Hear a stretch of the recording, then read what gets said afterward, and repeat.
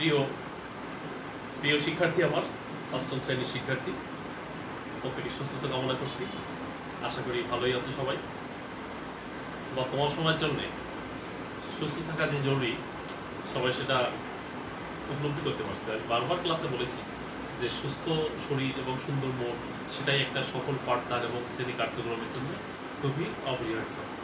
তো প্রিয় শিক্ষার্থী, আমি তোমাদের অষ্টম শ্রেণীর আজ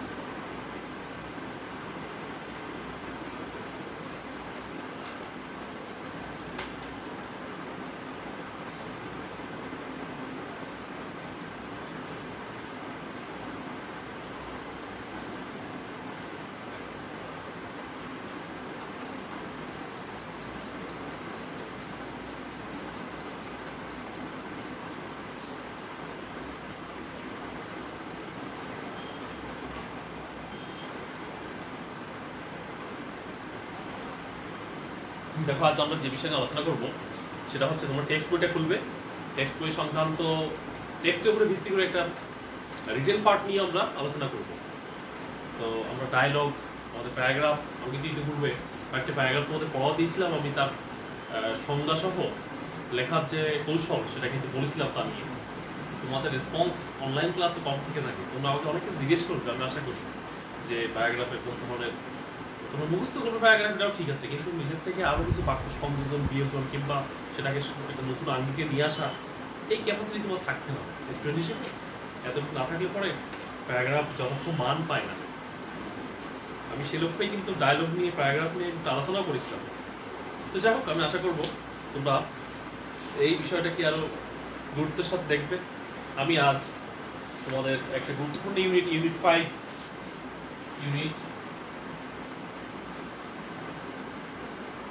5 no, it will offer then unit 5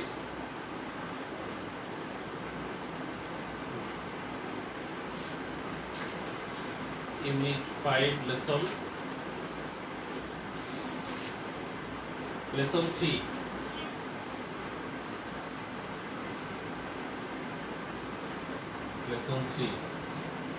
দেখো, এই তোমাদের পাঠ শিরোনাম, এটা unit 5 lesson 3 declaration of independence.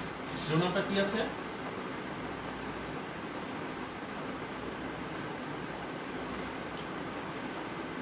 Declaration of independence. Declaration of independence, দেখো এই শিরোনামে, ডিক্লারেশন অফ ইন্ডিপেন্ডেন্স এই শিরোনামে আমি যে বিষয়টা এখানে দেওয়া হয়েছে, কিছু কিওয়ার্ড আছে। দেখো, পেজ নাম্বার 51, জেনোসাইড। এই গল্পের অর্থটা জানা খুবই জরুরি। এখান থেকে কিন্তু ফিল ইন দ্য ব্ল্যাঙ্ক আসবেই, আমি জোর করে বলছি। সেক্ষেত্রে জেনোসাইড মানে গণহত্যা। জেনোসাইড মানে হচ্ছে গণহত্যা। এখানে দেওয়া হয়েছে জেনোসাইড,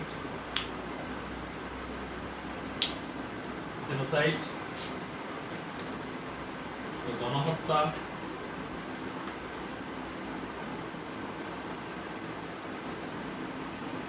জেনোসাইড মানে হচ্ছে গণহত্যা। আচ্ছা, এখানে দেওয়া হয়েছে স্লটার,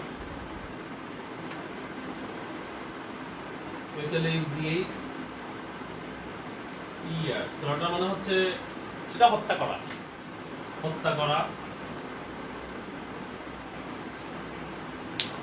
কি করে? অর্থাৎ শিরোচ্ছেদ করে, জবাই করে হত্যা করা, যেটাকে বলা হয়। আচ্ছা, তারপর আছে ডিক্লারেশন মানে ঘোষণা। ডিক্লারেশন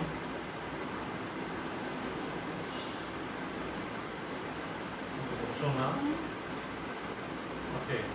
ডিক্লারেশন মানে হচ্ছে ঘোষণা। ডিক্লারেশন মানে ঘোষণা। তো এই শব্দ অর্থগুলো তোমাদের অবশ্যই জানতে হবে। তো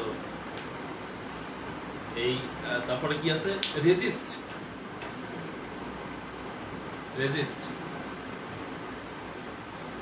রেজিস্ট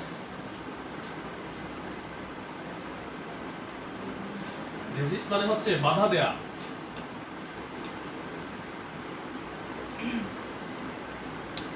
প্রতিবন্ধকতা।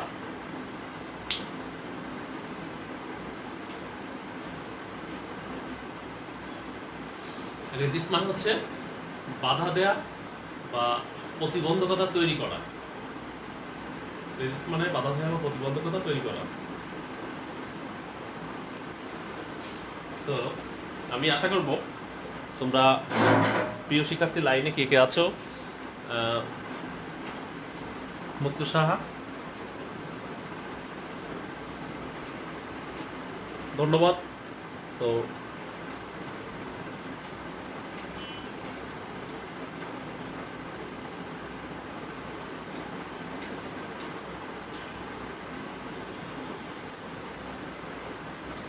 আচ্ছা, প্রতিবন্ধকতা তৈরি করা। আচ্ছা, আমি দেখো এখন পড়তে যাচ্ছি এখানে ডিক্লারেশন অফ ইন্ডিপেন্ডেন্স মানে স্বাধীনতার ঘোষণা, একটা গুরুত্বপূর্ণ বিষয় বাংলাদেশের ইতিহাসে।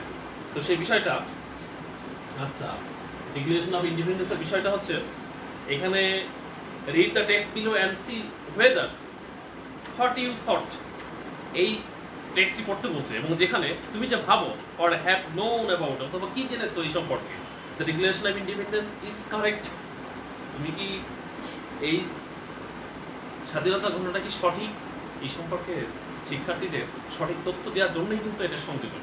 তো দেখো ডিক্লারেশন অফ ইন্ডিপেন্ডেন্সে কি বলেছে, this may be my last message. কে বলেছিল এটা? বঙ্গবন্ধু শেখ মুজিবুর রহমান। এটা কখন দিয়েছিল?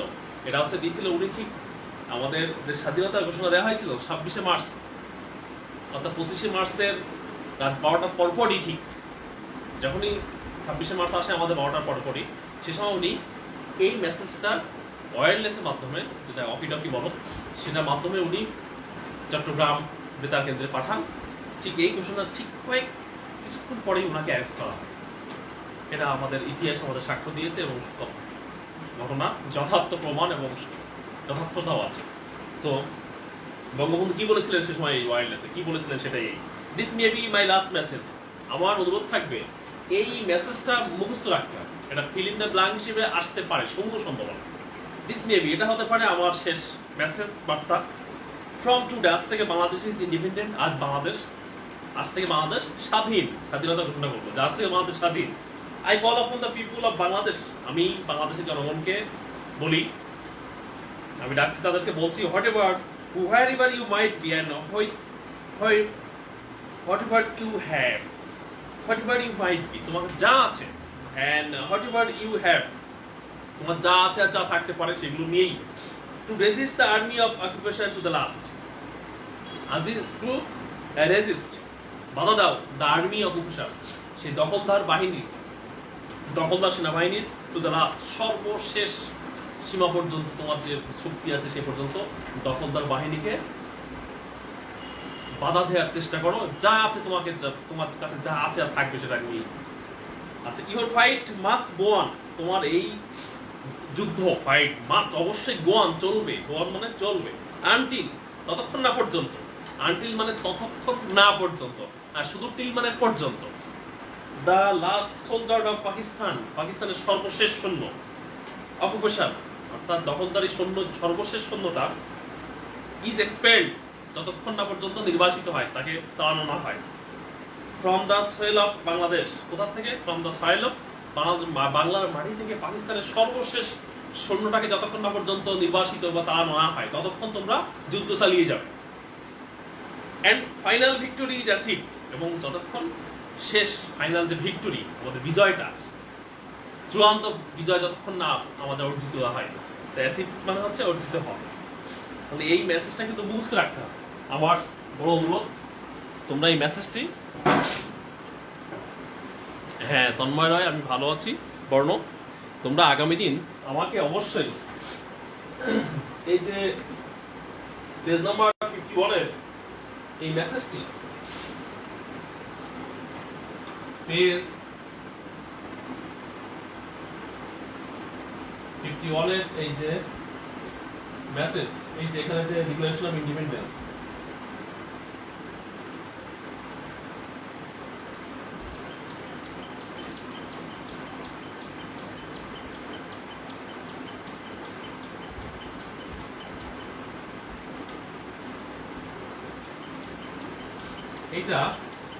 এটা মুখস্থ করতে হবে।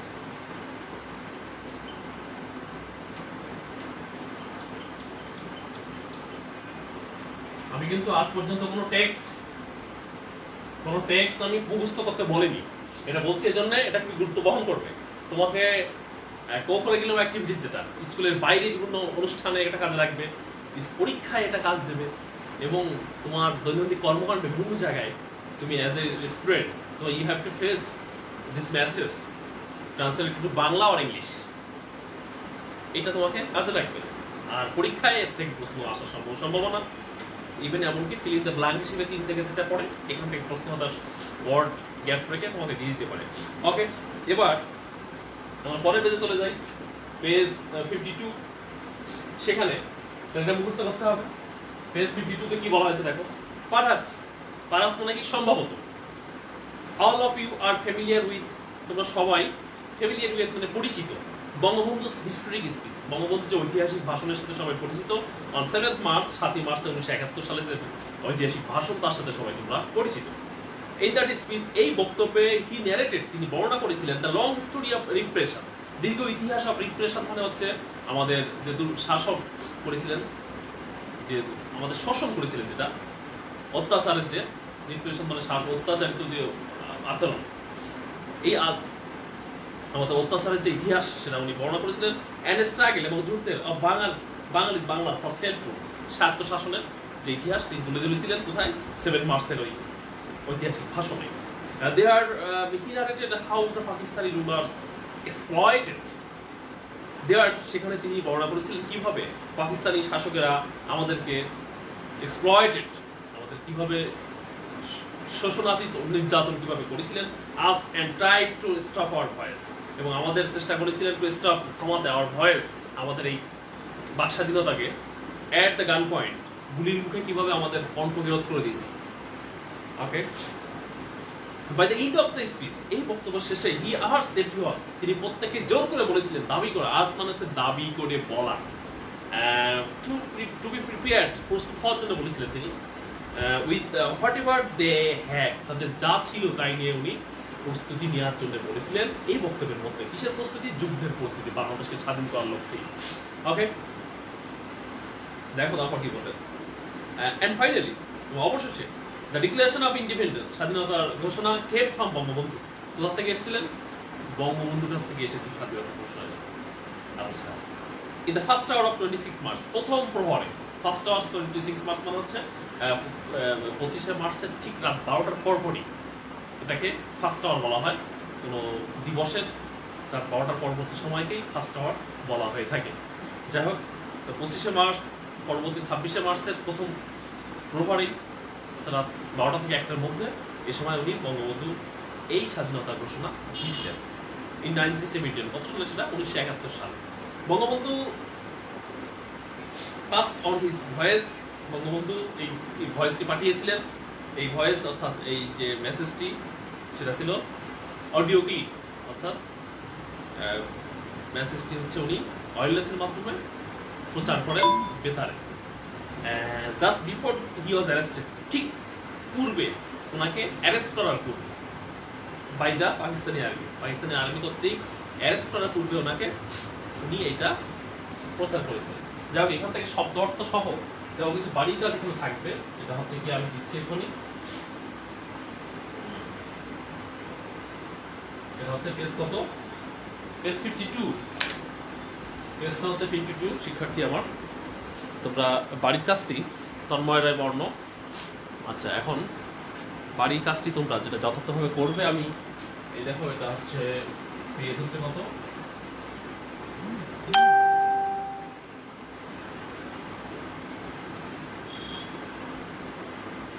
পেজ 52। আচ্ছা, এখানে পারহ্যাপস মানে কি তোমায় বলতে হবে, পারহ্যাপস, আচ্ছা বলতে হবে হচ্ছে ফ্যামিলিয়ার উইথ,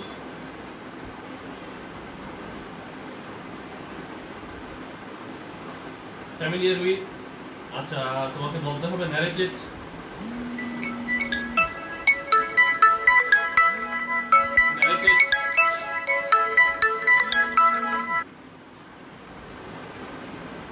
ন্যারেটেড সম্পর্কে তোমাকে বলতে হবে সেটা অর্থ কি।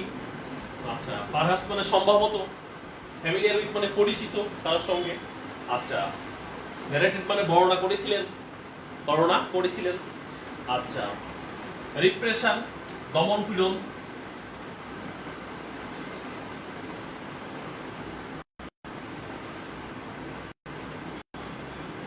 দমন পীড়ন, রিপ্রেশন মানে হচ্ছে দমন পীড়ন, নির্যাতন, self rule, exploited,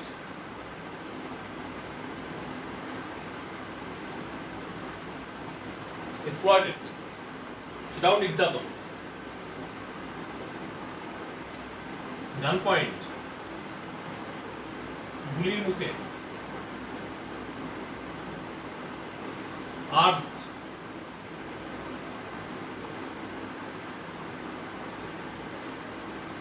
prepared with,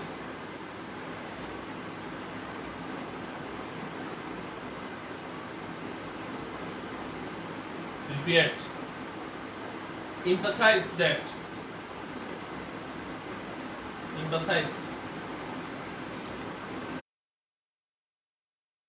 emphasize মানে হচ্ছে গুরুত্ব আরোপ করেছিলেন, গুরুত্ব আরোপ করা। এমফাসাইজ মানে হচ্ছে কোনো বিষয়ের উপর গুরুত্ব দেয়া, আর এমফাসাইজ মানে হচ্ছে গুরুত্ব দিছিলেন।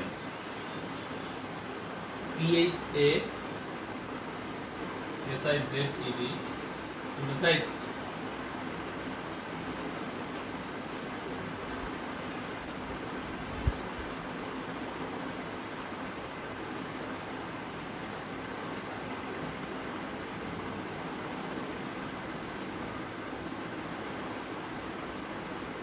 ওকে। এই শব্দ অর্থগুলো আমাকে লিখে দেখাতে হবে। এবং দেখো এখানে চারটা প্রশ্ন আছে। এখানে why is March 26 observed as Independence Day of Bangladesh? চারটা প্রশ্ন কিন্তু এখানে দেওয়া আছে। Who declared Bangladesh an independent state? তারপর আছে why did Bangabandhu say this may be my last message in his declaration of independence? কেন বলেছিল? এটা কিন্তু নিজে থেকে লিখতে হবে। উনি লাস্ট মেসেজ কেন বলেছিল? বলেছিলেন যে উনি আর বেঁচে থাকার মতো পরিস্থিতি তার ছিল না, অতএব তিনি হচ্ছে ওই সময় ভেবেছিলেন তাকে হয়তো হত্যা করাই হবে। He thought he has been killed, বা হি হ্যাড বিন কিল্ড, অথবা হি ওয়াজ বিন কিল্ড, যেটা বলতে পারো, তাকে মেরে ফেলা হবে। অথবা যে Pakistani occupation, Pakistani army occupation killed him. He thought that the Pakistani army occupation killed him, maybe kill him বলতে পারো সেটাও। He thought that Pakistani army occupation may kill him. আচ্ছা, why is 26 March, প্রথম প্রশ্ন যারা ছিল, why is March 26 observed as an Independence Day of Bangladesh? Bangladesh 26 March বাংলাদেশের স্বাধীনতা দিবস হিসেবে পালন করা হয় কেন? তুমি কেন বলতে পারবা যে এই দিনই বঙ্গবন্ধু প্রথম প্রহর এই দিনের আমাদের স্বাধীনতা ঘোষণা করেছিলেন, সে কারণেই। তাহলে March 26 is observed as the Independence Day of Bangladesh because on this day, the first hour of this day, our national father, the fathers of nation, declared our independence. এটা বলতে পারবা। তো যাই হোক, তোমরা এই চারটা প্রশ্নের উত্তর কিন্তু লিখে দেখাতে হবে।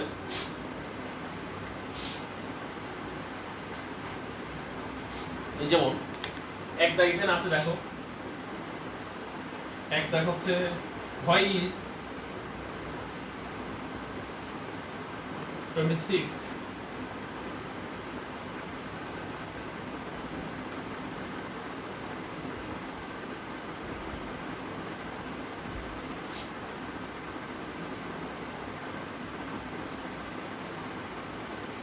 observed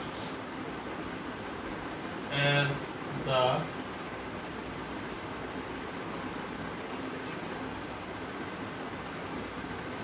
Independence Day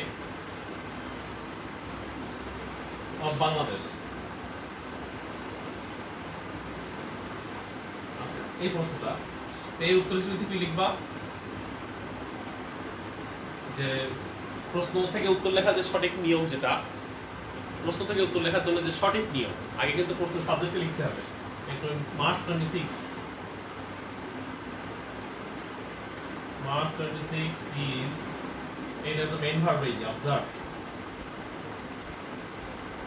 অতিরিক্ত অংশ এই যে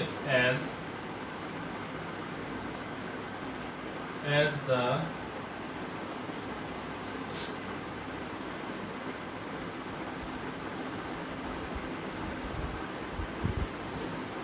Independence Day of বাংলাদেশ। এইবার হয় দিয়ে প্রশ্ন থাকলে তোমরা বিকজ দিয়ে উত্তর লিখবে। বিকজ কেন? উত্তরটা কি সরাসরি এর মধ্যে আছে? তোমরা এর থেকে সরাসরি কিন্তু নেই, ডিরেক্ট নেই কিন্তু। এটা হচ্ছে কেন বলা হয়েছিল, এটা বিকজ বঙ্গবন্ধু, তো বলতে পারবা Bangabandhu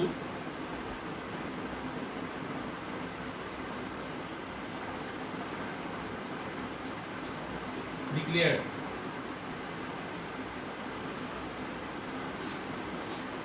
or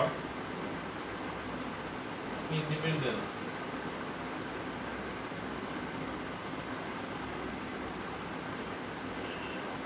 on this day, comma দিয়ে লিখবা at the first hour।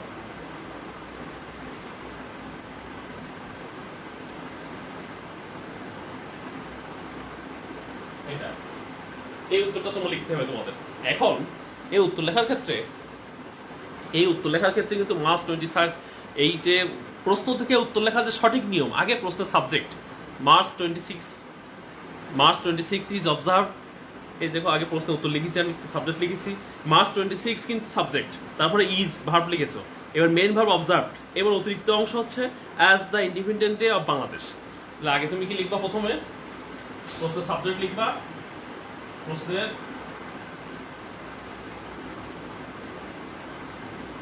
Subject. 2 নম্বরে কি লিখবা? Auxiliary verb. 3 নম্বরে প্রশ্নের অতিরিক্ত অংশ, প্রশ্নের অতিরিক্ত অংশ। এবার 4 নম্বরে কি লিখবা? 4 নম্বরে যে উত্তরটা, মাঝে মাঝে এই উত্তর লেখার পরে অতিরিক্ত অংশ পিছনে লিখলেও হয়। তাহলে প্রশ্নের সাবজেক্ট, অক্সিলারি ভার্ব, প্রশ্নের অতিরিক্ত অংশ। আচ্ছা, এখানে ভুল হচ্ছে অক্সিলারি ভার্বের পরে এখানে মেইন ভার্ব লিখবা আগে, মেইন ভার্ব। মেইন ভার্বের পরে হচ্ছে এবার অতিরিক্ত অংশ।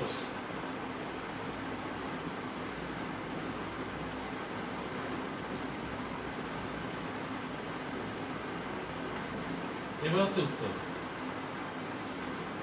এই অক্সিলারি আর মেইন ভার্ব এই দুইটা মাঝে মাঝে একসাথে হয়ে বসে, যখন ডু ডাজ ডিড থাকে তখন একসাথে হয়ে বসে।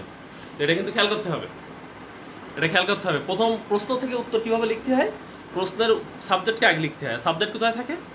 সাবজেক্ট থাকে হচ্ছে অক্সিলারি ভার্বের পরপরই, সাবজেক্ট থাকে অক্সিলারি ভার্বের পরপরই। এই বিষয়ে যদি কারোর অসুবিধা থেকে থাকে ওভার ফোনে আমার সাথে যোগাযোগ করতে পারবে। অক্সিলারি ভার্ব কোনগুলো সেটা কিন্তু ইতিপূর্বে ক্লাসে আমি বলেছি, ইতিপূর্বের যে ক্লাসগুলোতে সেখানে অক্সিলারি ভার্ব সম্পর্কিত আমি নানা তথ্য তোমাদের কিন্তু জানিয়েছিলাম। আমি অক্সিলারি ভার্ব কী জিনিস, কেমন দেখতে, সেটা এর চার্টও দিয়েছিলাম আমি, একটা তালিকা। তো যাই হোক, এখানে তুমি হচ্ছে এই 4টা প্রশ্নের উত্তর লিখবে, 4টা প্রশ্নের উত্তর এখানে লিখবে। আমি জানি তোমরা পারবে। এই 4টা প্রশ্নের উত্তর লিখবে, 1 2 দাগ লিখবে, 3 দাগ, 4 দাগ উত্তর লিখবে। এটা এজ ডকুমেন্ট,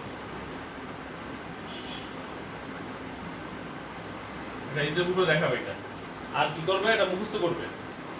এই মেসেজটি, এই পাশের যে মেসেজ, যেটা ডিক্লারেশন অফ ইন্ডিপেন্ডেন্স, এটা মুখস্থ করবে।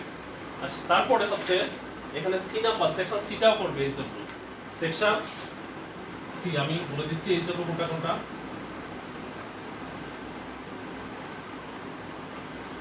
পেজ নাম্বার 52 হচ্ছে এখানে প্রশ্ন। আচ্ছা, পেজ 52 এর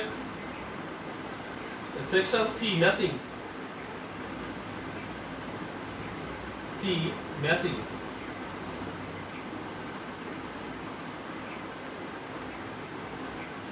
HW আর কোনটা থাকবে ওয়ার্ড মিনিং, যেটা আমি লিখেছি ওয়ার্ড মিনিং।